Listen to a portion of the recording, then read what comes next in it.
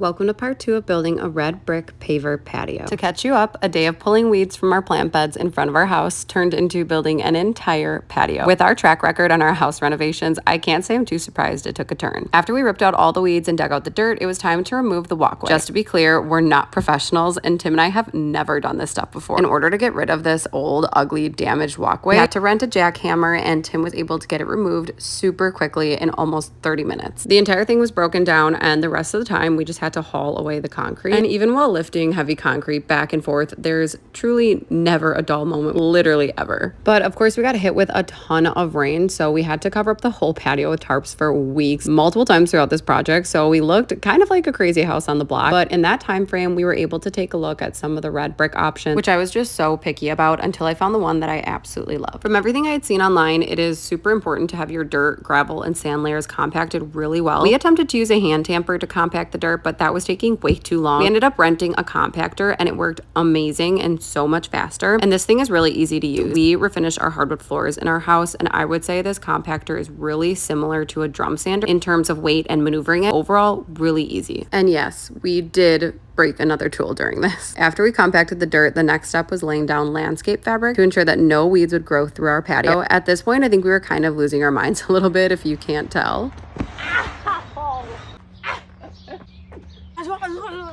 And we also had to do a quick check-in with our project manager, Mochi, but definitely don't skip this step. It's super important. And on top of that, we also sprinkled some preen weed preventer across the whole thing just to be sure. Once we had all the fabric nailed in, it was time to add gravel. You can order your gravel through a local landscape materials company, and they will deliver the materials right to your house and just dump it on the driveway in a big pile. In our case, we didn't want a bunch of loose gravel or sand all over the driveway, especially with all the upcoming rainy weather. So we just went with individual bags from Menards and got it delivered over. I will say that we followed the dimensions and quantity suggestions that was on the bag, but we ended up needing to do like 10 to 15 extra trips over to Menards to get more gravel and sand for this entire project. All I can say is get extra. Each of these bags are 50 pounds. So again, going back and forth and filling this whole thing up is just really labor intensive. And of course, in this process, we broke another tool. Are we even surprised? You do have to compact the gravel. So we made sure to do that and measured it all. So we had a minimum of 3 inches of gravel. Keep an eye out for part 3 to see some of the mistakes we made, but also the arrival of the red brick.